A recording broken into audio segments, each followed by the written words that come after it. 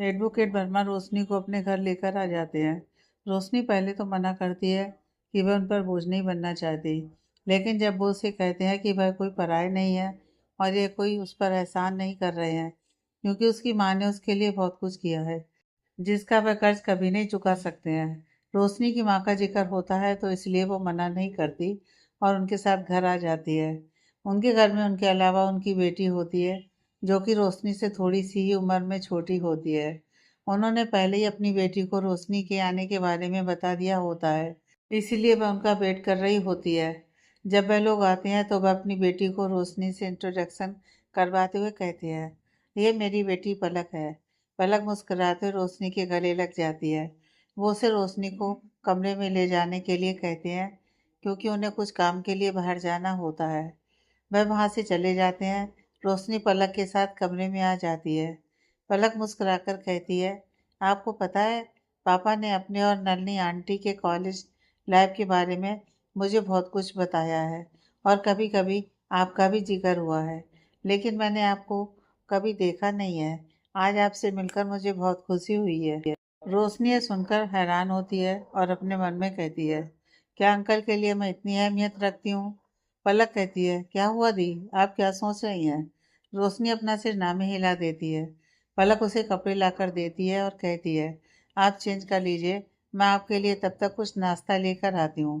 रोशनी धीरे से कहती है, नहीं, उसकी कोई ज़रूरत नहीं है, मैं ठीक हूँ। पलक कहती है, दी, आप अपने घर में आई हैं और अपने घर में आकर कोई संकोच नहीं करता। अगर आप इस तरह से मना करोगे ना, तो फिर मैं पापा से आपकी शिकायत करूँगी। क्या आप हमें अपना नहीं समझ रही हैं? रोशनी मुस्कुराकर कहती है, ठीक है, तुम्हारा जो दिल करे तुम मेरे लिए ले आओ। पलक मुस्कुराते हुए वहाँ से चली जाती है। ईश्वर, मैं आपकी भी माया को क्या कहूँ। हर बार जब भी मैं अकेली पड़ती हूँ तो आप किसी न किसी को मेरे लिए भेज ही देते हैं। पहले जब मैं चाचा चाची के साथ रहती थी, तब नेहा और सीमा आंटी मेरे लिए थी। फिर जब मैं वरुण के घर में थी, वहाँ पर मीना आंटी ने मेरे लिए कितना कुछ किया, कितना रिस्क उठाया। फिर अकेली हुई, तब आपने अभिमन्यु जैसे अच्छे और सच्चे इंसान को मेरे जीवन में भेजा। और अब मैं जब इस तरह से बिना किसी अपने के थी, तो आपने अंकल को भेज दिया। रोशनी की आंखों में आंसू भर जाते हैं। वह आंसुओं को पोंछकर कहती है, लेकिन मैं क्या करती हूँ, हमेशा मैं अपनी हरकतों की वजह से ही इन अपनों को तकलीफ देती हूँ और उनको खो देती हूँ। लेकिन इस बार मैं ऐसा कुछ भी नहीं करूँगी। वरुण जब रोशनी के केस के बारे में डिटेल लेने के लिए अपने एडवोकेट को कॉल करता है, तो वह उसे बताता है, रोशनी की जमानत तो 3-4 दिन पहले ही हो चुकी है और अब वह पुलिस स्टेशन नहीं है, तो उसके जेल में परेशान करने की बात तो वह भूल ही जाए। हाँ, ये केस ख़त्म नहीं हुआ है, इसलिए ट्रायल तो उस पर चलेगा, लेकिन जेल में हम अब उसको कुछ नहीं करवा सकते। यह सुनकर वरुण बहुत ही ज़्यादा गुस्सा हो जाता है। वह अपने एडवोकेट को काफ़ी कुछ सुनाता है। तुम लोग किसी काम के नहीं हो, फ्री के पैसे चाहिए होते हैं तुम लोगों को। बात बड़ी बड़ी करते हो, लेकिन काम कुछ नहीं होता है। मैं कुछ नहीं जानता, उसे किसी तरह से सजा दिलवाओ, वरना बिल्कुल भी अच्छा नहीं होगा तुम्हारे लिए। वह गुस्से से कॉल कट कर देता है। शेफाली जब उसको इस तरह से गुस्से में किसी से बात करते हुए सुनती है, तो कहती है, क्या हो गया वरुण, तुम इतना गुस्सा क्यों कर रहे हो? उस रोशनी की किसी ने जमानत। वरुण अचानक ही चुप हो जाता है। शेफाली हैरानी से उसको देखकर कहती है, क्या हुआ, पूरी बात तो बोलो। वरुण को सोचने लगता है। शेफाली उसकी बाजुओं को पकड़कर कहती है, वरुण क्या बोलते बोलते चुप हो गए, अब कहाँ सोच में पड़ गए? वरुण कहता है, अभी एडवोकेट को मैंने कॉल किया था उस रोशनी के बारे में पता करने के लिए, तो उसने मुझे कहा कि रोशनी की जमानत 3-4 दिन पहले ही हो गई है, तो उसी बारे में सोच रहा था। शेफाली कहती है, तो इसमें सोचना क्या है, एडवोकेट को तो तुमने सुना दिया, वह करेंगे जो करना होगा। वरुण कहता है, वह तो जो करेगा वह करेगा ही, लेकिन ये रोशनी की जमानत किसने करवाई है? ऐसा कौन सा हमराही मिल गया उसे जिसे उसकी इतनी फिक्र? शेफाली भी हैरानी से उसके चेहरे पर देखने लगती है। वरुण तुरंत अपने एडवोकेट को वापस से कॉल करता है और उसकी जमानत किसने करवाई इसके बारे में पूछता है, तो वह कहता है, मैं पता करके आपको इन्फॉर्म करता हूँ। वरुण कहता है, हाँ, जल्दी से जल्दी पता करो, क्योंकि जो भी है उसके पीछे ना, मैं उसे छोड़ूंगा नहीं, क्योंकि मैं उस रोशनी से इतनी नफरत करता हूँ कि उसकी मदद जो भी करेगा ना, मैं उसे उस रोशनी से भी ज़्यादा तड़पाऊंगा। वरुण के चेहरे पर बहुत ही ज़्यादा गुस्सा होता है। शेफाली उसका हाथ पकड़कर कहती है, वरुण मुझे लगता है ना कि उस रोशनी के कारण तुम अभी भी परेशान हो। छोड़ो ना, उसका जो करना है बाद में देखेंगे। अभी हमारे पास कितना अच्छा मोमेंट है। हमने जो सपना इतने दिनों से देखा तो वह पूरा हो गया। हमारा बच्चा हमारे पास है तो हम उसके लिए एक अच्छी सी पार्टी रखते हैं ना। सबको बुलाएंगे ना। मैं सबको बताऊंगी कि हमारे पास हमारा बच्चा है। वरुण मुस्कुराते हुए कहता है, तुम्हें जो करना है करो ना। मैंने तुम्हें कौन सा रोक रखा है। हम बहुत बड़ी पार्टी रखेंगे और बहुत अच्छा जश्न मनाएंगे, ओके। शेफाली खुश होकर उसके गले लग जाती है। वरुण के दिमाग में अभी भी रोशनी की जमानत की बातें ही चल रही होती हैं। रोशनी अपने कमरे में होती है। वहाँ पर उसे थोड़ी सी बेचैनी हो रही होती है तो वह कमरे से बाहर पलक के कमरे में जाने लगती है। तभी वह देखती है कि पलक हॉल में बैठी हुई है और वह टीवी देख रही है। वहाँ पर कोई शो चल रहा होता है जिसमें हीरो और हीरोइन किसी बात को लेकर प्यारी सी नोक-झोंक कर रहे होते हैं। ये देखते ही रोशनी जैसे अपनी यादों में खो जाती है। रोशनी देर रात तक अपने टेबल पर बैठकर पढ़ाई कर रही होती है और पढ़ते-पढ़ते उसे नींद भी आ रही होती है, जिस वजह से उसकी आंखें बार-बार बंद हो रही होती हैं। वह वहाँ रखे पानी को उठाकर पी लेती है और फिर अपने दोनों गालों पर थपकी देते हुए कहती है, नहीं रोशनी, तुझे अभी सोना नहीं है। ये सब कुछ खत्म करना है, उसके बाद ही तुझे सोना है। वो वापस से पढ़ने लगती है। तभी नींद की वजह से उसकी आंखें बंद हो जाती हैं और उसका सर उसकी टेबल की तरफ झुक जाता है और वह टकराने वाली होती है। तभी उसे किसी का हाथ महसूस होता है और उसने तुरंत अपनी आंखें खोलती है और देखती है तो वहाँ पर अभिमन्यु होता है। वह उसकी तरफ बस चुपचाप देख रही होती है। अभिमन्यु भी उसकी आंखों में देख रहा होता है। फिर वह उसके सिर से अपना हाथ हटाकर थोड़ा डांटते हुए कहता है, अगर नींद आ रही है तो जाकर सो जाओ ना। यहाँ पर बैठकर अपना सर फोड़ना जरूरी है। उसकी आवाज़ से रोशनी थोड़ी इरिटेट हो जाती है और वह अपनी चेयर से उठकर खड़ी हो जाती है और कहती है, मुझे कोई शौक नहीं है अपना सिर फोड़ने का। पता नहीं कैसे वह नींद आ रही है और मुझे ध्यान ही नहीं रहा। तो आप कुछ भी मत बोलिए। हाँ तो इसलिए तो कह रहा हूँ कि जाकर आराम से सो जाओ। यहाँ बैठकर सिर फोड़ने की क्या ज़रूरत है। अभी कहता है। रोशनी उसे उंगली दिखाते हुए बोलती है, आप बार बार ये क्यों कह रहे हैं कि मैं अपना सिर फोड़ रही हूँ।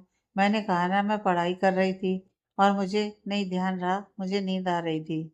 उसको जमाई आने लगती है। अमन्यु अपना सिर नामे हिलाते हुए कहता है, क्यों अपने आप को तकलीफ दे रही हो इस तरह से। जाकर आराम से सो जाओ ना। रोशनी तो नींद और थकान की वजह से पहले से ही चिड़ी होती है और अब अभी की बातें उसको और खींच दे रही होती है। वो वापस इरिटेट होकर कहती है, अच्छा क्यों मैं जाकर सो जाऊं। मुझे अपनी ये पढ़ाई ख़त्म करनी है। आपको पता है 2 दिनों बाद मेरे पेपर है और कितना कुछ बाकी है अभी करना। रोशनी थोड़ी कड़क आवाज़ में कहती है। अभी को भी उसके ऐसे बोलने से बुरा लगता है तो वो भी चिढ़ते हुए कहता है, तो तुम मुझे क्या कह रही हो। मुझ पर कोई एहसान करोगी क्या। तुम्हारे पेपर हैं तो तुम देखो। हाँ तो मैं तो अपना ही देख रही हूँ। आप ही तो मुझे डिस्टर्ब करने के लिए आ गए। रोशनी अपने होठों को टेढ़ा करते हुए बोलती है, ओह हेलो, सुनो, मैं तुम्हें कोई डिस्टर्ब करने नहीं आया हूँ। मैं तो तुम्हारी मदद कर रहा हूँ। तुम अपना सर। रोशनी फिर उसकी तरफ घूर कर देखती है तो अभी कहता है, अच्छा ठीक है आप पढ़ रही थी लेकिन अब तुम्हें नींद आ रही है और देखो 2 बज रहे हैं। जाकर आराम से सो जाओ। अच्छा आप अभी तक क्या कर रहे हैं। आप अभी तक क्यों नहीं सोए। रोशनी उसे ही सवाल करने लगती है। वो मैं ऑफिस का काम कर रहा था। अभी नॉर्मली बोल देता है। रोशनी उसको घूरते हुए कहती है, ऑफिस का काम करना है तो अभी तक नहीं सोए। आपके तो कोई पेपर नहीं है जो आपको ऑफिस का काम करना जरूरी है। जाइए जाकर सो जाइए। वैसे भी ऑफिस में कितना काम करते हैं और यहाँ रात को घर पर आकर सोएंगे नहीं तो फिर आपकी तबीयत खराब हो जाएगी। अभी जाकर आराम से बिस्तर पर बैठ जाता है और कहता है, अगर मैं काम नहीं करूँगा ना तो मेरी मॉम मुझे ऑफिस से निकाल देंगी। फिर मैं जॉबलेस हो जाऊँगा और मैं फ़िलहाल जॉबलेस नहीं होना चाहता हूँ। अभी काफ़ी मासूमियत से बोलता है। उसका चेहरा ऐसे देखकर रोशनी हंसने लगती है। अभी कहता है, क्या हुआ, तुम ऐसे क्यों हंस रही हो। रोशनी कहती है, आप तो ऐसे बोल रहे हैं जैसे सच में आप उस ऑफिस में एम्प्लॉई हैं।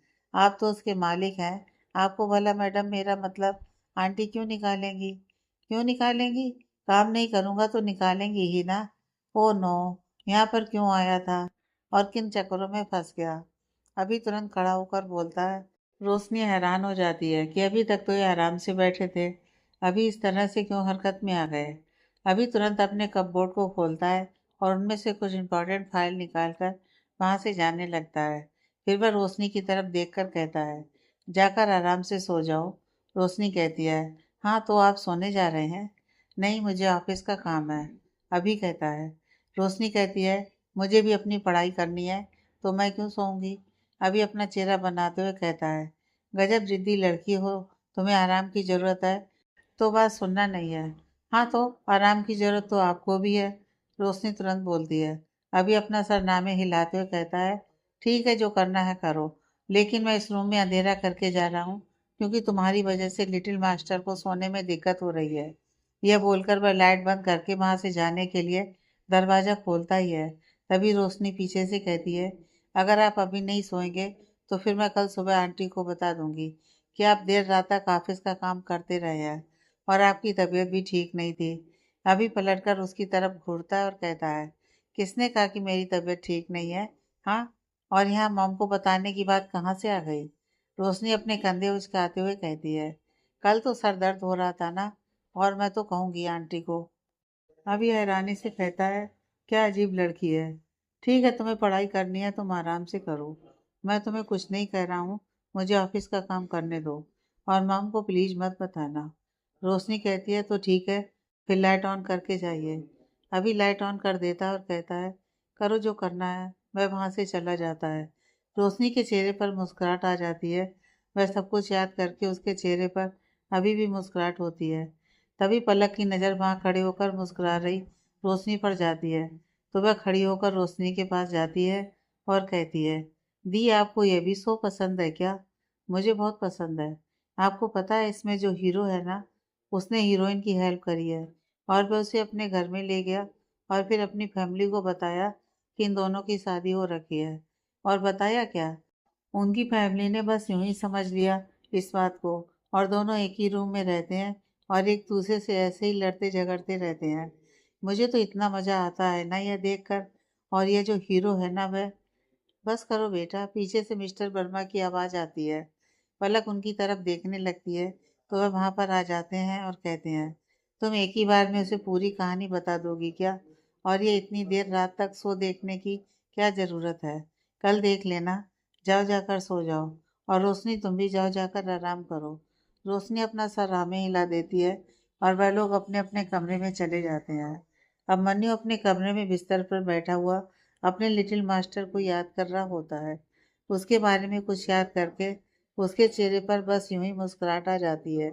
तभी वह अपना फ़ोन उठाता है और उसमें से उसकी तस्वीर देखते हुए कहता है, पता नहीं तुम मुझे मिस करते भी हो या नहीं, लेकिन मैं तुम्हें बहुत मिस करता हूँ। तुम्हें देखे बिना कुछ दिन हुए हैं और ऐसा लग रहा है जैसे कितने साल बीत गए हैं। I really miss you my little master. काश मैं तुम्हें अपने पास वापस ले आ सकता, लेकिन मैं ऐसा नहीं कर सकता। ऐसा कभी नहीं हो सकता। तुम अपने पेरेंट्स के पास हो, मुझे ये जानकर तसल्ली हो रही है। आई होप कि तुम्हारी लाइफ बहुत अच्छी हो और तुम्हें बहुत सारी खुशियाँ मिलें। उसकी आंखें भर जाती हैं। वह अपने आंसुओं को पोंछता है और उस टेडी बियर को उठा लेता है जो कि उसने अब तक अपने बेड पर ही रखा हुआ होता है, और उसे सीने से लगाकर कहता है, कभी एक्सपेक्ट नहीं किया था कि कुछ महीनों में ही उसे इतना ज़्यादा लगाव हो जाएगा। जब पहली बार उसे देखा था तो इतना इरिटेट हुआ था, और आज जब वह नहीं है तो कितना बुरा लग रहा है। अभी अपनी आंखें बंद करके अपना सिर पीछे अपने बिस्तर पर टिका लेता है और उसके साथ बिताए अच्छे पलों को याद करने लगता है। रोशनी एडवोकेट वर्मा और पलक के बिहेवियर से बहुत ही ज़्यादा खुश होती है। वो लोग उसे बिल्कुल अपनों की तरह प्यार दे रहे होते हैं, लेकिन फिर भी रोशनी हर पल अपने बच्चे को याद करके तड़प रही होती है।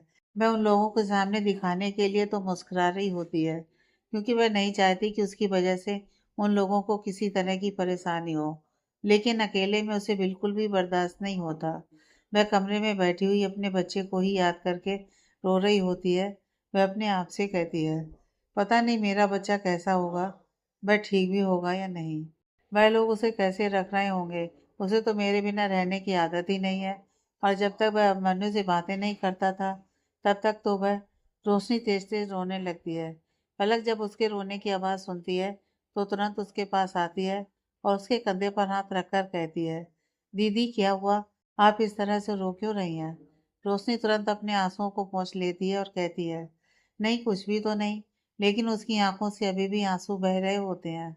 पलक को यह देखकर अच्छा नहीं लगता तो वह जाकर अपने पापा को बुलाकर ले आती है। मिस्टर वर्मा वहां पर जब आते हैं और रोशनी को इस तरह से देखते हैं तो कहते हैं, क्या हो गया बेटा, ऐसे क्यों रो रही हो? रोशनी अपना सरनामे हिलाते हुए कहती है, कुछ नहीं अंकल।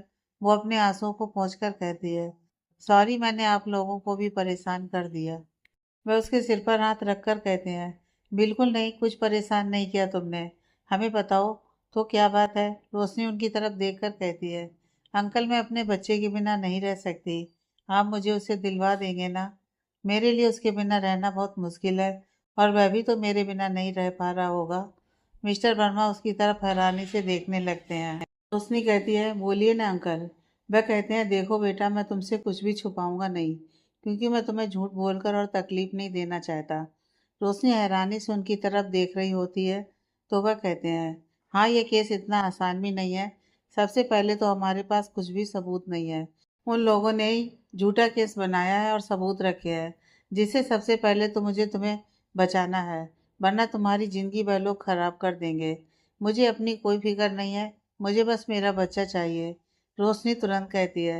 एडवोकेट वर्मा कहते हैं, बेटा तुम्हें तुम्हारी फिक्र नहीं है, क्यों ऐसे कह रही हो? अगर तुम ठीक नहीं रहोगी तो वह बच्चा कैसे तुम्हारे पास आएगा? और तुम्हें पता है, अगर मैं तुम्हें इन सब चीज़ों से निकाल भी लूँ और ये साबित कर लूँ कि वह बच्चा तुम्हारा है, फिर भी बच्चे की कस्टडी तुम्हें नहीं दी जाएगी। ये सुनकर रोशनी की आंखें और हैरानी से फैल जाती हैं। वह कहती है, लेकिन अंकल मेरा बच्चा है। एडवोकेट वर्मा कहते हैं, मैं तुम्हारी भावनाओं को समझ सकता हूँ, लेकिन कोर्ट नहीं समझेगी। सबसे पहले तो लीगली उस बच्चे पर तुम्हारा कोई राइट नहीं है, लेकिन फिर भी अगर हम यह साबित कर दें कि तुम्हारे साथ धोखा हुआ है तो शायद कोर्ट इसके लिए तैयार भी हो जाए। लेकिन फिर वह ये देखेंगे कि तुम उस बच्चे को कैसे पालोगी। तुम्हारे पास भी तो कोई बेस नहीं है ना?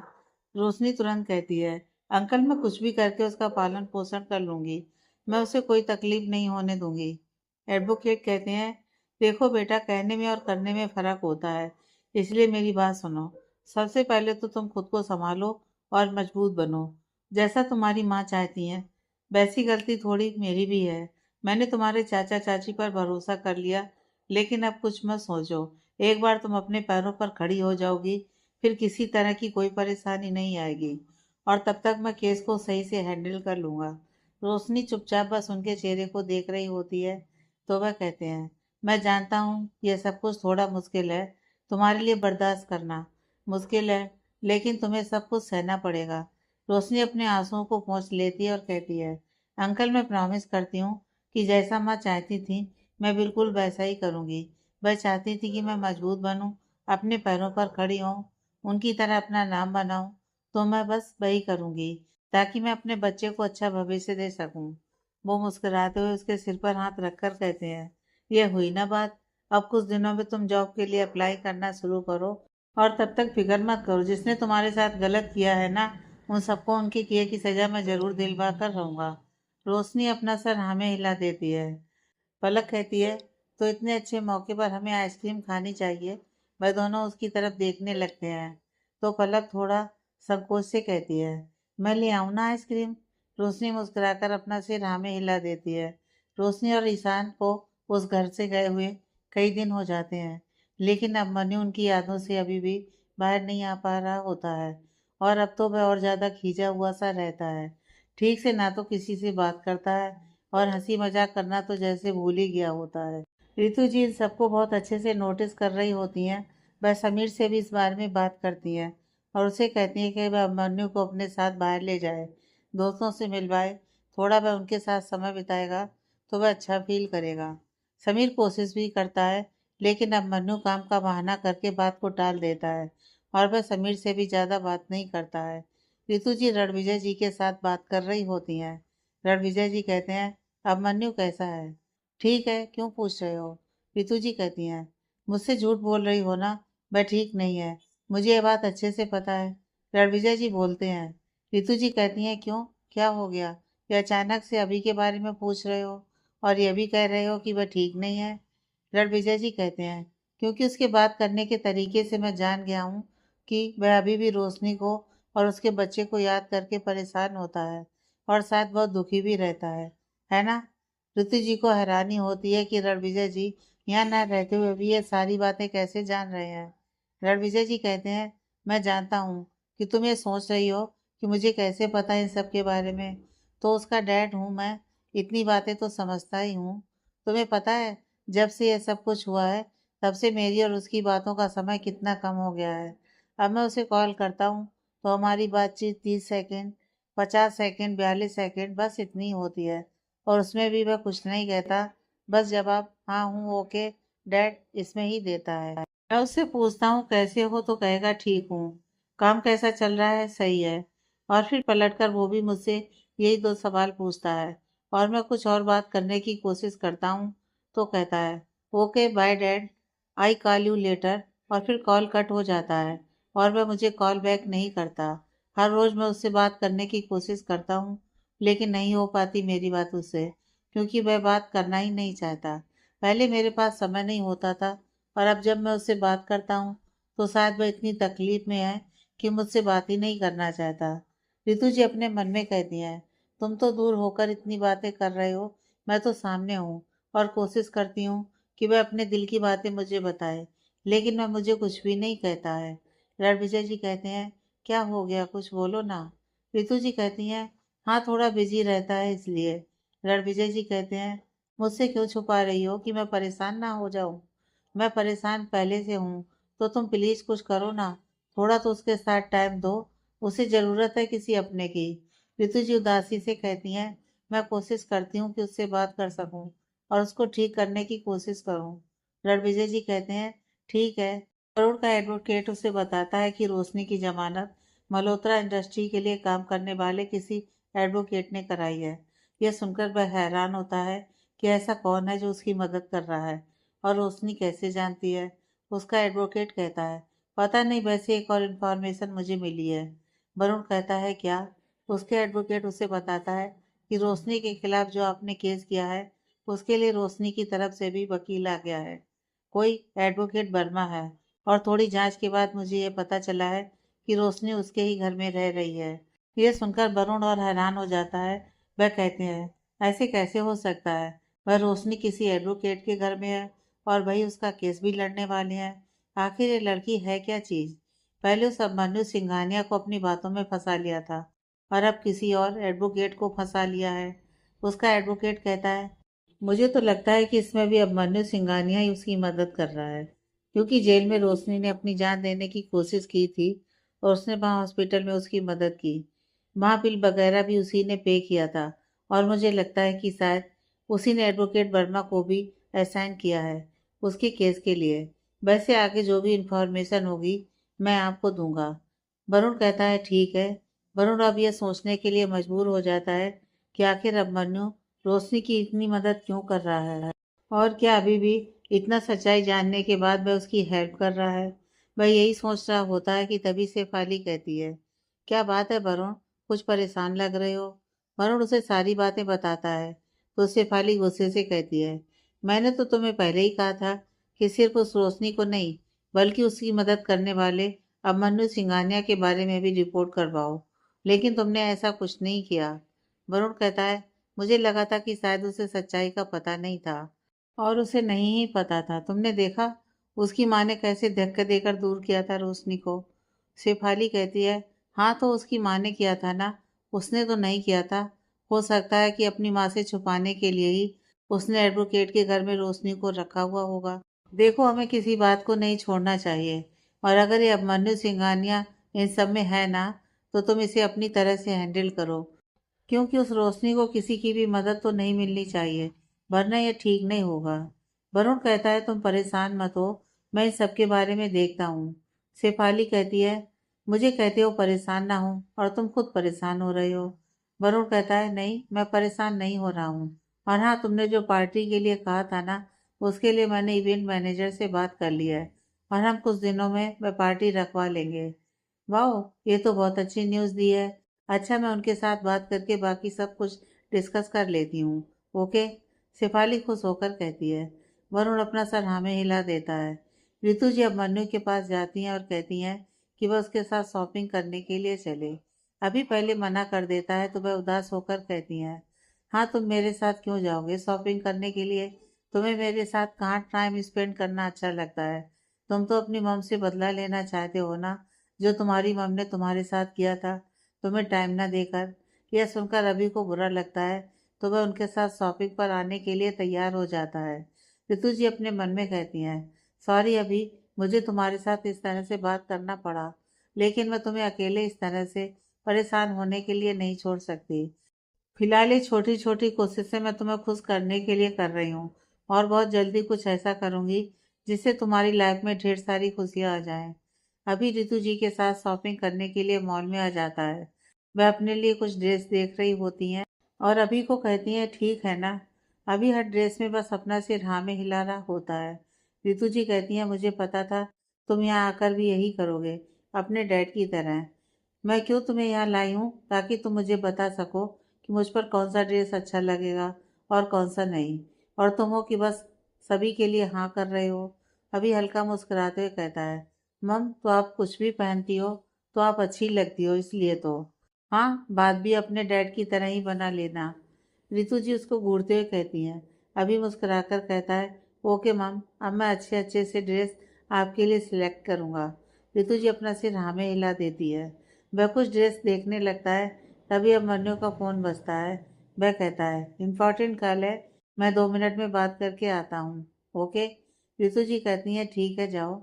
अभी अपना फ़ोन लेकर बाहर आकर बात करने लगता है। वह बात कर ही रहा होता है कि तभी उसे किसी बच्चे की रोने की आवाज़ सुनाई देती है।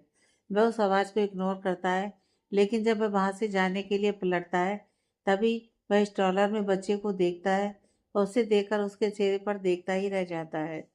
वह बच्चा जब उसके चेहरे पर देखता है तो बिल्कुल ही चुप हो जाता है। अभी की आंखें भर जाती हैं। वो वहीं घुटने के बल बैठ जाता है और उसके सिर पर हाथ रखकर कहता है, लिटिल मास्टर कैसे हो तुम?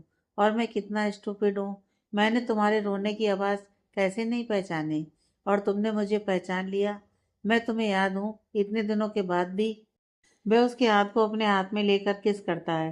तभी मीना जी वहां पर आ जाती हैं और उसे ऐसा करते हुए देख लेती हैं। वह कहती हैं, कौन है आप और यहाँ क्या कर रहे हैं बच्चे के साथ? अभी अपने लिटिल मास्टर का हाथ अपने हाथ में लिए हुए ही गुस्से से उनके चेहरे को देखने लगता है।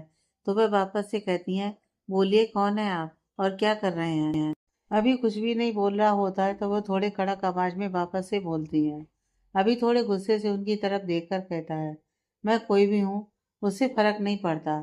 फर्क इस बात से पड़ता है कि इतने छोटे से बच्चे को इतनी भीड़ वाली जगह पर छोड़कर आप कहाँ गई थी? वह रो रहा था। मीना जी हैरानी से अभी के चेहरे पर देख रही होती हैं।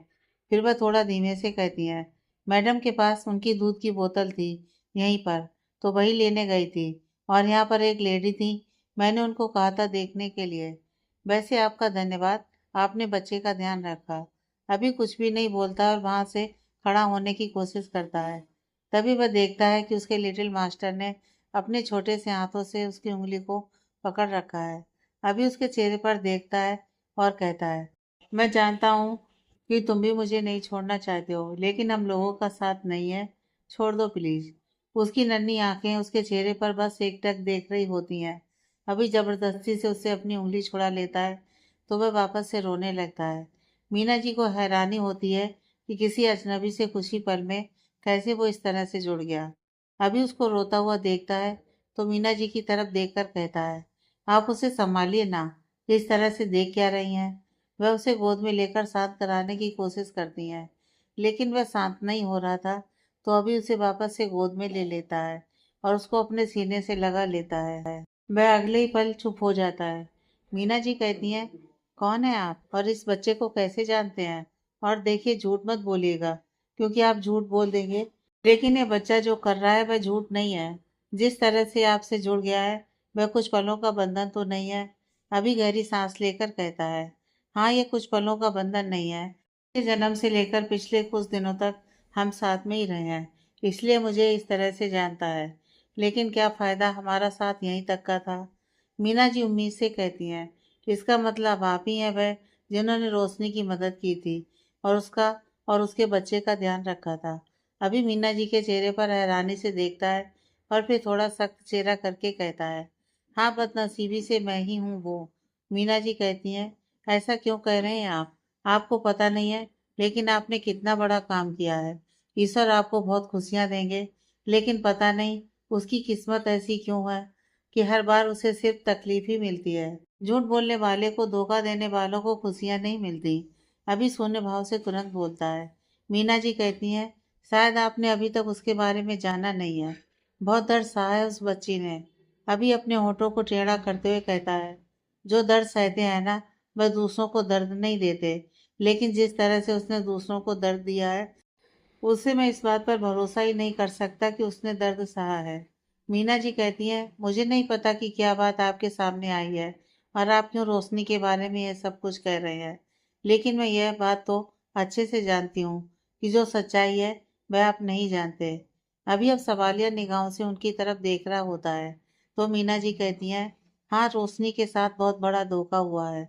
प्यार का झूठा नकाब पहनकर उसे फंसाया गया है, उससे झूठी शादी की गई है और फिर उसकी मर्जी के बिना धोखे में रखकर उसे इस बच्चे की सरोगेट मदर बना दिया गया है और अब सारा इल्जाम भी उस पर आ गया। अभी हैरानी से बोलता है, रोशनी की मर्जी के बिना? मीना जी कहती हैं, हाँ बरूर साहब और शेफाली मैडम बहुत खतरनाक लोग हैं। उन लोगों ने अपनी चाल से रोशनी को पहले फंसाया, उसके साथ धोखा किया। वह तो सब कुछ अपनी किस्मत मान बैठी थी, लेकिन जब उसे ये पता चला कि वह लोग इस बच्चे को उससे छीन लेंगे तो उसने उस घर को छोड़ दिया और आज पता नहीं किन हालातों में है वह। अभी को यह सब कुछ जानकर काफी हैरानी होती है। वह थोड़ा परेशान भी होता है। मीना जी कहती हैं, आपके चेहरे से लग रहा है कि आप इन सबसे अनजान थे। वैसे कभी रोशनी से आपकी मुलाकात हो तो उसे कहिएगा कि उसकी मीना आंटी उसे बहुत याद करती हैं और हमेशा यही प्रार्थना करती हैं कि वह खुश रहे। वैसे इस बच्चे के बिना तो वह खुश नहीं रहेगी, लेकिन फिर भी कोशिश करे। अभी कुछ नहीं कहता, तभी मीना जी का फोन बजता है। वह देखती हैं तो शेफाली का कॉल होता है। वह तुरंत कॉल रिसीव करती हैं। शेफाली उससे दूसरे शॉप की तरफ आने को कहती हैं। मीना जी कहती हैं, जी मैडम मैं आती हूँ। वह अभी के चेहरे पर देखने लगती हैं और कहती हैं, वो मैडम ने बुलवाया है। अभी अपना सिर हाँ में हिला देता है और वह अपने लिटिल मास्टर को वापस से उनकी गोद में देने लगता है, लेकिन इस बार उसने अपने दोनों मुट्ठियों से उसकी शर्ट को पकड़ लिया होता है और वह उसके चेहरे पर देख रहा होता है। अभी वापस उसे अपने सीने से लगा लेता है और अपनी आंखों को बंद करके कहता है, लिटिल मास्टर मैं भी नहीं छोड़ना चाहता हूँ तुम्हें, लेकिन मैं मजबूर हूँ तुम्हें खुद से दूर करने के लिए। लेकिन वादा करता हूँ तुम हमेशा मेरे लिए बहुत खास रहोगे।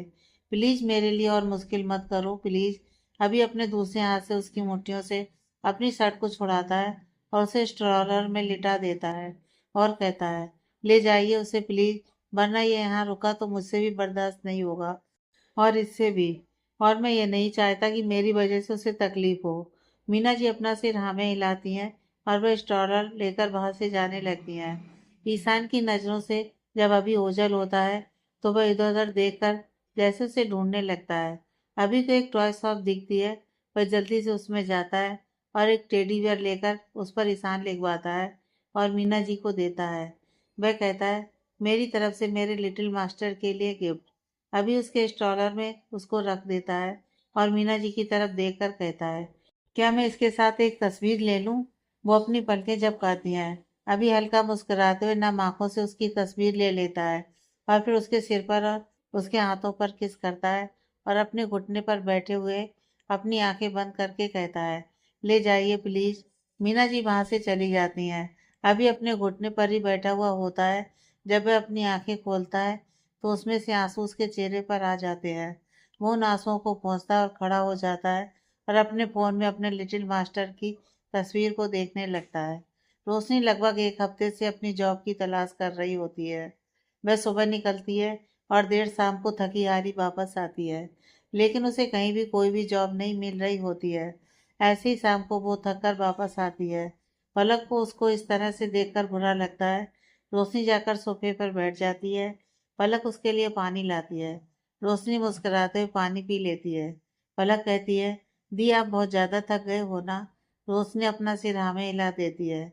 पलक कहती है, आप जाकर चेंज कर लीजिए, मैं आपके लिए कुछ नाश्ता लेकर आती हूँ। और दी, प्लीज मना मत कीजिएगा, मैंने बनाकर रखा हुआ है। रोशनी मुस्कुराकर वापस से अपना सिर हाँ में हिलाती है। रात को पलक अपने पापा के साथ बैठकर बातें कर रही होती है और वह रोशनी के बारे में कहती है, पापा, दी कितनी मेहनत कर रही है ना, प्लीज आप उनकी थोड़ी हेल्प करवा दीजिए ना।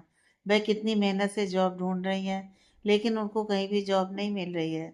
मैं समझ रहा हूँ कि तुम उसे इस तरह से देखकर परेशान हो गई हो, लेकिन उसके लिए करना जरूरी है।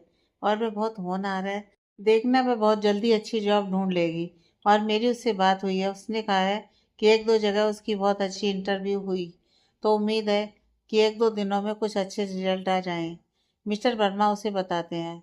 पलक उनको अभी भी थोड़ी उदासी से देख रही होती है, तो वो कहते हैं, ठीक है, अगर नहीं होता तो मैं कुछ करता हूँ। Okay, happy?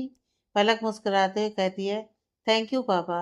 अभी को मीना जी ने जिस दिन से रोशनी के बारे में बताया होता है, उस दिन से वह और ज़्यादा परेशान होता है।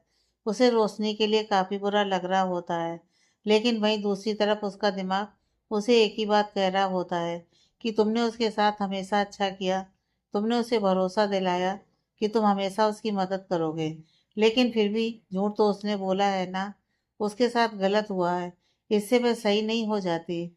हाँ, उसके साथ गलत हुआ है, इस बात से इनकार नहीं किया जा सकता, लेकिन उस बच्चे पर अधिकार उसका तो नहीं था। वह सीधा रास्ता भी अपना सकती थी, लेकिन उसने गलत तरीका चुना, वहां से भागकर, फिर इस तरह से झूठ बोलकर। अभी खुद को समझाने के लिए ये सब अपने आप से बोल तो देता है, लेकिन फिर भी उसका दिल कर रहा होता है कि वह रोशनी से मिले। लेकिन फिर वह यह सोचकर रुक जाता है कि उससे मिलकर भी क्या कर लेगा, वह बच्चा तो उसे दिलवा नहीं सकता है, तो इससे बेहतर है कि वह उससे दूर ही रहे और वह जैसी अपनी लाइफ जी रही है उसे जीने दे। वैसे भी एडवोकेट वर्मा उसके जानने वाले हैं और वह उनके साथ खुश भी है और वह उसका केस भी लड़ रहे हैं, तो शायद वो उसके लिए कुछ अच्छा ही कर दे। और वह अगर रोशनी की मदद करने की कोशिश करेगा तो उसकी मॉम कहीं फिर से परेशान ना हो जाए, इसलिए उसका उससे दूर रहना ही ज़्यादा बेहतर है। अभिमन्यु ने जो टेडी बियर मीना जी को अपने लिटिल मास्टर के लिए दिया था और उस पर ईशान लिखवा दिया था, तब से उन्होंने सारे हाउस हेल्प को उस बच्चे का नाम ईशान बता दिया होता है और सभी उसे ईशान बाबा कहकर ही बुला रहे होते हैं। पहले तो शेफाली इस बात पर ज़्यादा ध्यान नहीं देती, लेकिन जब वह हर किसी के मुंह से ईशान बाबा सुनती है तो वह थोड़ी सी हैरान होती है। वह अपने सारे हाउस हेल्प को बुलवाती है और कहती है, ये तुम सब लोग इसे ईशान बाबा क्यों बुलाते हैं? किसने इसका नाम ईशान रखा है? सभी एक दूसरे का चेहरा देखने लगते हैं, तो शेफाली वरुण के चेहरे पर देखकर कहती है, तुमने रखा है क्या हमारे बच्चे का नाम ईशान? वरुण कहता है, नहीं, मैंने नहीं रखा, मुझे लगा कि शायद तुमने रखा हो, इसलिए मैं भी ईशान बुलाता हूँ। शेफाली कहती है, नहीं, मैंने नहीं रखा, और तुम लोग बताओगे कि क्यों तुम इसे ईशान बुलाते हो।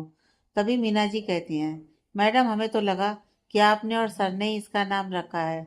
वह उस दिन हम मार्केट गए थे ना, तो उनके लिए आपने टेडी बियर लिया था ना, उस पर उसका नाम निशान लिखा हुआ था। देखिए, वह टेडी बियर को लाकर दिखाती है। शेफाली हैरान होती है और कहती है, मैंने यह नहीं लिया, आपको कोई गलतफहमी हुई होगी। मीना जी कहती है, नहीं मैडम, मुझे कोई गलतफहमी नहीं हुई है, यह आपने ही लिया था। शेफाली इसके बारे में सोचकर परेशान होने लगती है। वरुण कहता है, अब इतनी सी बात पर क्यों परेशान हो रही हो? अच्छा तो है, वैसे भी हमने अभी तक कुछ नाम नहीं रखा था, और ईशान भी कितना प्यारा नाम है, हम इसे ईशान बोलेंगे। वैसे भी मेरी तो आदत हो गई है इसे ईशान बुलाने की, और बाकी लोग भी बुलाते हैं, तो तुम भी बुलाना, या फिर तुम्हें कुछ और भी छोटा सा नाम मन हो तो रख दो। वैसे मुझे इस नाम में कोई प्रॉब्लम नहीं लगती है। शेफाली कहती है, हाँ, वैसे प्रॉब्लम तो कुछ नहीं है, और मैं भी कुछ खास सोचा नहीं है, यह नाम भी ठीक ही है। वरुण कहता है, तो फिर छोड़ो ना सोचना, और आप लोग जाइए और अपना अपना काम कीजिए, और आप सब ईशान बाबा ही बुलाइएगा, ठीक है? सभी अपना सर हमें हिला देते हैं और वहां से चले जाते हैं। मीना जी अपने मन में कहती हैं, मैं रोशनी के लिए तो कुछ नहीं कर पाई, लेकिन उसका दिया नाम ही इस बच्चे का हमेशा रहेगा। रोशनी का केस मिस्टर वर्मा बहुत अच्छे से हैंडल कर रहे होते हैं। वह यह बात जानते हैं कि जब तक रोशनी को कोई अच्छी सी जॉब नहीं मिल जाएगी, तब तक इस केस की हेयरिंग में हमेशा रोशनी का एक पॉइंट वीक रहेगा। इसलिए वह कोशिश करते हैं कि वह केस को ज़्यादा से ज़्यादा डिले करवा सके। जब वरुण को यह बात पता चलती है तो वह गुस्से से बौखला जाता है। वह अपने वकील से कहता है कि अब मैं और देर नहीं करना चाहता हूँ। उसका वकील कहता है रोशनी के पीछे बहुत स्ट्रांग सपोर्ट है। हमें सबसे पहले उस सपोर्ट को ख़त्म करना होगा, तभी हम कुछ कर पाएंगे, वरना हम लोग कुछ नहीं कर पाएंगे। जिस तरह वह इस केस की हियरिंग को डिले करवा रही है, हो सकता है कि वह आगे केस में भी कुछ चेंजेस करवा दे। और अगर थोड़ा सा भी केस उसकी तरफ मुड़ा तो फिर इस केस को बचाना बहुत मुश्किल हो जाएगा, क्योंकि हमने जो भी उस पर एलिगेशंस लगाए हैं वह सब झूठे हैं। और आप ये बात अच्छे से जानते हैं। मैं अपना काम कर रहा हूँ, लेकिन आपको भी अपना काम करना होगा, ताकि मैं अपना काम सही ढंग से कर सकूं। यह बोलकर वह कॉल कट कर देता है। वरुण अपने आप से कहता है, नहीं, इस रोशनी को तो मैं किसी तरह से जीतने नहीं दूंगा। और अब मैं शांत नहीं रहूंगा। मुझे पता है कि अब मुझे क्या करना है। रोशनी को जॉब मिले हुए 1 महीना हो जाते हैं। वह ज्यादा उसमें व्यस्त रहती है, लेकिन फिर भी अपने बच्चे के लिए उसकी तड़प कम नहीं हो रही होती है। वो एडवोकेट वर्मा से कहती है कि अब तो उसके पास जॉब भी है, अब तो वह उसकी मदद करें। वह कोर्ट में उसके बच्चे को दिलवाने के लिए केस फाइल करें। तो एडवोकेट वर्मा उसे समझाते हैं कि हमारे किसी तरह की जल्दीबाजी हमारे केस को कमजोर कर सकती है, इसलिए हमें अभी संयम से काम लेना होगा। इन 1 महीने के बीच में उसके केस की हेयरिंग भी होती है, जिसमें एडवोकेट वर्मा कोशिश करते हैं कि इस केस को खारिज कर दिया जाए, लेकिन फिर भी वरुण की पहुंच की वजह से कोर्ट इस केस को एक्सेप्ट कर लेता है और रोशनी पर बच्चे को लेकर भागने का, सरोगेट मदर होने के बाद अपनी पहचान बताने का और बच्चे की वजह से उन पर ब्लैकमेल करने का केस चलाने का हुक्म देता है। लेकिन एडवोकेट वर्मा कहते हैं कोर्ट महीने में एक दिन ही, जब तक इस केस का ट्रायल चल रहा होता है, तब तक के लिए भी कम से कम रोशनी को उसके बच्चे से मिलने की इजाज़त दे दे। कोर्ट इस बात के लिए तैयार हो जाती है और वह रोशनी को महीने में एक दिन, लेकिन सिर्फ आधे घंटे के लिए बच्चे से मिलने की इजाज़त दे देती है। रोशनी के लिए बहुत बड़ी बात होती है। उसे ऐसा लगता है जैसे उसने इस केस को जीत ही लिया हो। वह एडवोकेट वर्मा को इसके लिए थैंक यू कहती है, तो वह कहते हैं ये तो बस शुरुआत है। तुम सही हो और सही को तकलीफ सहनी होती है, लेकिन उसकी हार नहीं होती। हम जरूर अपने मकसद में कामयाब होंगे। तुम बस ऐसे ही अपना संयम बनाकर रखो। वरुण कोर्ट के इस फैसले से बौखला जाता है। वह अपने वकील से कहता है, ऐसा क्यों हुआ है? कोर्ट ने ऐसा डिसीजन क्यों लिया? उसका वकील पहले तो उसे कोर्ट की भाषा में समझाने की कोशिश करता है, लेकिन यह सब नॉर्मल है, इसमें इतना परेशान होने की बात नहीं है। लेकिन वरुण जब यह बात नहीं समझता तो उसका वकील उसी की भाषा में समझाता है। मैंने आपको पहले ही कहा था ना कि अगर रोशनी के पक्ष में थोड़ा सा भी केस गया तो फिर प्रॉब्लम हो जाएगी। अभी तो सिर्फ एक हियरिंग हुई है और उसके वकील ने जो चाहा वह कर दिया। कहीं हमारे डील की वजह से रोशनी इस केस को जीत ना जाए। यह सुनने के बाद वरुण जैसे गुस्से से पागल हो जाता है और वह अपने वकील का कॉलर पकड़ लेता है और कहता है, मैंने तुम्हें क्यों रखा हुआ है और तुम यहाँ पर मुझे क्यों समझा रहे हो? वहाँ कोर्ट में तुमने कुछ क्यों नहीं बोला? उसका वकील खुद को छुड़ाते हुए कहता है, मेरे सामने गुस्सा करने का कोई मतलब नहीं है। मैंने पहले ही कहा था ना कि उसका जो सपोर्ट सिस्टम है उसको बर्बाद करो, लेकिन आपने ऐसा कुछ नहीं किया। आपने सबको हल्के में ले लिया, इसलिए ये हुआ है। मैं अपना काम कर रहा हूँ। कोर्ट से कम मैंने ये तो ऑर्डर ले लिया ना कि उस पर ट्रायल चलेगा, बच्चे को लेकर भागने का, आप लोगों को ब्लैकमेल करने का। और वह तो जो मैं चाहता था मैंने किया, लेकिन मैंने जो पहले से कहा था आपने वह नहीं किया। उसी का ये रिजल्ट है। ये इसलिए मुझ पर गुस्सा करने के बजाय आप कोर्ट से बाहर जो कर सकते हैं वह कीजिए। रितु जी अपनी कंपनी में एक अर्जेंट मीटिंग करवाती हैं और वहां पर जो लोग काफी सीरियस डिस्कशन कर रहे होते हैं, पिछले कुछ दिनों में उनकी कंपनी में कॉफी लॉस हुए होते हैं। उनके कुछ विश्वासी कंपनी उनके साथ बीच से ही डील कैंसिल कर चुकी होती हैं, जिसकी वजह से उन लोगों को थोड़ी प्रॉब्लम हो रही होती है। उन लोगों के लिए समझना मुश्किल हो रहा होता है कि अचानक से ऐसा कैसे हो सकता है। वरुण अपने ऑफिस में बैठा हुआ होता है तभी उसके पास एक कॉल आता है और उसके चेहरे पर मुस्कुराहट आ जाती है और वह कहता है, यह तो बस शुरुआत है। उस रोशनी की मदद जो भी करेगा वो सबका यही अंजाम होगा। हाँ, मैं जानता हूँ कि अभी तक उन लोगों को ये बात पता नहीं है कि इन सबके पीछे मैं ही हूँ। कोई बात नहीं, जल्दी मुलाकात होगी अभिमन्यु सिंघानिया से, और फिर मैं उसे बताऊंगा कि उसने क्या गलती की है, और अगर वैसी ही गलती करता रहा तो फिर उसे पछताने का भी मौका नहीं मिलेगा। कोर्ट के ऑर्डर के अनुसार रोशनी आज अपने बच्चे से मिलने के लिए जाती है। वहां पर मीना जी और शेफाली भी होती हैं। शेफाली उसको देखकर गुस्से से आग बबूला हो रही होती है, लेकिन वहां पर मिस्टर वर्मा और शेफाली के भी वकील होते हैं, इसलिए वह चाह कर भी कुछ नहीं कर पा रही होती है। मीना जी मुस्कुराते हुए उस बच्चे को लेकर रोशनी की गोद में देती है। रोशनी की आंखों से आंसू बहने लगते हैं। वह बच्चे को अपने सीने से लगा लेती है और फिर उसके सर को, उसके गाल को और उसके हाथों को चूमने लगती है। वह काफी देर तक उसे सीने से लगाए रखती है। वह बच्चा भी इतने दिनों बाद अपनी माँ के आलिंगन पाकर बहुत ही ज्यादा खुश होता है। 10 मिनट में ही शेफाली अपने वकील से कहती है, अब तो हो गया ना, अब कहो इसे यहाँ से जाने के लिए। मिस्टर वर्मा कहते हैं, कोर्ट का ऑर्डर है आधे घंटे का, और उस बीच आप कुछ भी नहीं कर सकती। शेफाली अपना चेहरा बनाकर अपनी मुट्ठियों को बस भींच कर रह जाती है। रोशनी अपने बच्चे को बस अपने सीने से लगाए हुए आधे घंटे तक बैठी होती है। जैसे ही समय पूरा होता है तो शेफाली मीना जी को कहती भी नहीं और खुद बच्चे को उसके हाथ से छीन लेती है और कहती है, ये तो कोर्ट का ऑर्डर है, इसलिए मैंने तुम्हें इतने समय बर्दाश्त भी कर लिया। मैं इस बच्चे पर तुम्हारा साया भी नहीं पड़ने दूंगी, समझी तुम। वह बच्चे को लेकर चली जाती है। उसका वकील भी वहां से चला जाता है। मीना जी रोशनी के चेहरे पर देखती है और धीरे से कहती है, मैं जानती हूँ कि तुम बच्चे की फिक्र करती हो, और वैसे मैं ये तो नहीं कहूंगी कि मत करो फिक्र, लेकिन विश्वास रखो कि मैं उसका ध्यान रखूंगी। रोशनी की आंखें भरी हुई होती हैं और वह कुछ भी बोल नहीं पाती। रोशनी जब से उस बच्चे को कोर्ट के ऑर्डर के अनुसार मिलकर गई होती है, उस वक्त से शेफाली गुस्सा होती है। वह वरुण से कहती है, वह बच्चा मेरा है तो उसे अधिकार क्यों मिला कि वह उसे देखे भी। तुम जानते हो कि उसकी परछाई तक मुझे अपने बच्चे पर नहीं चाहिए। फिर क्यों ऐसा हुआ? वरुण कहता है, मैं क्या कर सकता हूँ, कोर्ट ने ऑर्डर दिया है। शेफाली कहती है, कोर्ट ने ऐसा ऑर्डर क्यों दिया है और मैं कुछ नहीं जानती। अब मैं अपने बच्चे से उसे नहीं मिलने दूंगी। अगले हफ्ते फिर से कोर्ट में हियरिंग है ना, वहां पर यह फैसला बदलना चाहिए और उस लड़की को जेल के अंदर डलवाओ, वरना उसे किसी तरह से कोई सजा दो, क्योंकि अब मैं अपने बच्चे पर किसी और का अधिकार बर्दाश्त नहीं करूंगी।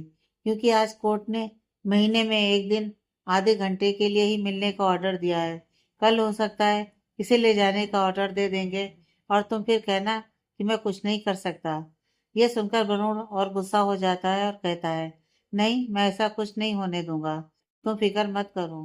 रोशनी इतने दिनों के बाद अपने बच्चे से मिलकर आई होती है। उससे मिलकर उसे काफी संतुष्टि हो रही होती है। वह अपनी आंखों में जैसे उसकी तस्वीर को बसा चुकी होती है। वह हॉल में बैठी होती है, तभी डोरबेल बजता है। रोशनी जाकर दरवाजा खोलती है तो वहां पर एक औरत खड़ी होती है। जितनी हैरानी से रोशनी उसको देख रही होती है, उतनी हैरानी से वह भी रोशनी को देख रही होती है। रोशनी धीरे से कहती है, आप हैं कौन? वह घूरते हुए थोड़ी कड़क आवाज में कहती है, मेरा नाम मालती वर्मा है, मैं एडवोकेट सुनील वर्मा की वाइफ हूँ और ये घर मेरा है। तुम कौन हो ये बताओ, और यहाँ क्या कर रही हो? रोशनी हल्का मुस्कुराकर कहती है, आंटी आइए ना प्लीज। मालती जी अपना चेहरा वापस से बनाते हुए कहती हैं, वह तो मैं आऊंगी ही, ये मेरा घर है, लेकिन तुम कौन हो, जरा ये तो बताओ। मालती जी की आवाज सुनकर पलक भागते हुए कमरे से आती है और उनके गले लग जाती है और कहती है, माँ कैसी हैं आप? कितने दिन लगा दिए इस बार आपने? मालती जी उससे अलग होती हैं और रोशनी की तरफ देखकर कहती हैं, ये कौन है? पलक मुस्कुराते हुए रोशनी का हाथ पकड़कर कहती हैं, ये रोशनी दी है, नलनी आंटी की बेटी। ये सुनते ही मालती जी का चेहरा और सख्त हो जाता है। वह बिना कुछ बोले हुए घर के अंदर चली जाती हैं। रोशनी को थोड़ी हैरानी होती है। पलक अपनी माँ के पीछे जाती है। वह कमरे में गुस्से में चली जाती है। मालती जी गुस्से से पलक की तरफ देखकर कहती हैं, ये तुम्हारे पापा का दिमाग खराब हो गया है क्या? ये इस लड़की को इस घर में लेकर क्यों आए हैं, और ये यहाँ आई कैसे? इसकी तो शादी हो गई थी ना। पलक कहती है, माँ आप पहले शांत हो जाइए, मैं आपको सारी बातें बताती हूँ ना। मालती जी कहती हैं, नहीं, मैं इस लड़की को इस घर में बर्दाश्त नहीं करूंगी। और तुम अपने पापा की तरह ज्यादा उसके साथ अपनापन दिखाने की कोशिश मत करो। और एक बात बताओ, तुमने मुझे ये बात बताया क्यों नहीं? और ये कितने दिनों से है इस घर में? पलक अपना चेहरा नीचे कर लेती है। वो कहती है, हाँ, तुम्हारे पापा ने मना किया होगा। मैं सब जानती हूँ। आने दो, अब तो मैं बात उन्हीं से करूंगी। रोशनी ये सब कुछ सुनती है तो उसे काफी बुरा लगता है, लेकिन वह इस बात को समझती है कि किसी अजनबी को इस तरह से अपने घर में देखकर उनका इस तरह का रिएक्शन होना नॉर्मल है। अभी एक डील के सिलसिले में किसी कंपनी में आया हुआ होता है। वहां पर और भी अलग अलग कंपनी के बहुत सारे लोग आए होते हैं। अभी की कंपनी के लिए डील मिलना बहुत ज़रूरी होता है, क्योंकि पिछले कुछ दिनों से जिस तरह से उसकी कंपनी में लॉस हो रहा होता है, उसके लिए यही एक डील भरपाई कर सकती थी और उसके शेयर्स भी बढ़ा सकती थी। उन लोगों की बहुत अच्छी तैयारी होती है और उन लोगों को ये उम्मीद होती है कि उसे ही ये डील मिल जाएगी। लेकिन लास्ट मोमेंट पर वह कंपनी इस डील को किसी रीजन से कैंसिल कर देती है और कहती है वह इस डील के बारे में कुछ दिनों बाद बात करेगी। अभी इससे बहुत ज़्यादा अपसेट होता है। वो रितु जी से बात करता है तो वह कहती हैं, उनकी कुछ इंटरनल इश्यूज आ गई है जिस वजह से ऐसा हुआ है। कोई प्रॉब्लम नहीं है, तुम अपना मूड खराब मत करो, हम लोग कुछ और देख लेंगे। अभी की लाइफ में पिछले कुछ दिनों से जिस तरह से चीज़ें चल रही होती हैं, इससे वह बहुत ही ज़्यादा मायूस होता है और आज ये सब कुछ होने से वो और ज़्यादा परेशान होता है। वह वहाँ से निकल रहा होता है, तभी किसी से टकरा जाता है। अभी बिना देखे हुए सॉरी कहता है और एक कदम आगे बढ़ाता ही है, तभी जिससे उसकी टक्कर होती है वह कहता है, यू शुड बी सॉरी। अभी वहीं रुक जाता है और उसके चेहरे पर देखने लगता है तो वह वरुण होता है। वरुण उसकी तरफ घूर कर देख रहा होता है। अभी उसकी तरफ हैरानी से देखने लगता है। वरुण कहता है, तुमने मुझे पहचाना नहीं क्या? मैं वरुण मेहरा, जिसकी लाइफ में जबरदस्ती तुम घुस आए हो और परेशान कर रहे हो। अभी उसके चेहरे पर देखकर वैसे ही गुस्सा हो रहा होता है, उसको जैसे उसके चेहरे पर देखकर रोशनी का हर एक दर्द याद आने लगता है। वह गुस्से से अपनी मुट्ठियों को भींच लेता है। वरुण ऐसा करते हुए उसे देखता है और कहता है, क्या हुआ? मुझे देखकर इस तरह से गुस्सा क्यों हो रहे हो? अभी तक तो मैंने तुम्हें कुछ बताया भी नहीं जिस वजह से तुम्हें गुस्सा आ रहा है। चलो, सही रीजन देता हूँ गुस्से के। आज जो ये डील कैंसिल हो गई है वो मैंने कराया है। और इतना ही नहीं, पिछले कुछ दिनों से तुम्हारी कंपनी में जो लॉस हो रहे हैं ना, उनका जिम्मेदार भी मैं ही हूँ। लो, अब दे दिया रीजन गुस्सा होने का। अब अच्छे से गुस्सा करो। अभी बस अपने जबड़ों को कसते हुए उसकी बकवास सुन रहा होता है। वरुण कहता है, अब तुम सोच रहे होगे कि मैं ऐसा क्यों कर रहा हूँ। तो मैं ये सब इसलिए कर रहा हूँ क्योंकि तुम मेरे दुश्मन की मदद कर रहे हो। तुम उस रोशनी की मदद कर रहे हो मुझे परेशान करने के लिए। तो अब मैं तो तुम्हें परेशान करूंगा ही। वैसे ये सब कुछ बहुत छोटे छोटे कदम है जो मैंने उठाए हैं। मैं इससे कुछ बड़ा भी कर सकता हूँ। देखो, तुमसे मेरी कोई पर्सनल दुश्मनी नहीं है, इसलिए यह सब सिर्फ वार्निंग है। उस रोशनी की वजह से अपनी लाइफ मत खराब करो। अपनी जिंदगी जियो। जिसका कोई अपना नहीं है, तुम अजनबी क्यों उसके हमराही बनने की कोशिश कर रहे हो? वैसे मुझे समझदार लगते हो, उम्मीद है कि समझोगे, वरना। वो उसके कंधे पर हाथ रखता है और फिर हल्का मुस्कुराकर वहां से चला जाता है। अभी की नसें पूरी टाइट हो जाती हैं। गुस्से से उसकी आंखें लाल हो जाती हैं। वो अपनी मुट्ठियों को कसते हुए अपने आप से कहता है, मम की वजह से मैं यहाँ पर चुप रह गया, क्योंकि मैं नहीं चाहता कि मैं यहाँ पर कुछ करूँ और वो परेशान हो और उनको बुरा लगे। सही कहा था उस दिन उन्होंने कि ये बहुत घटिया इंसान है और रोशनी की लाइफ को खराब कर रहा है। लेकिन इसे ऐसा क्यों लगता है कि मैं रोशनी की मदद कर रहा हूँ? रोशनी के केस में कुछ इम्प्रूवमेंट हुई है क्या? क्या वह लीड कर रही है? हाँ, शायद तभी ये इतना बौखलाया हुआ है। मैंने तो ये फैसला कर लिया था कि मैं इन सब से दूर रहूंगा, लेकिन ये लोग मुझे इन सब से दूर रहने ही नहीं दे रहे हैं। आगे की कहानी नेक्स्ट पार्ट में।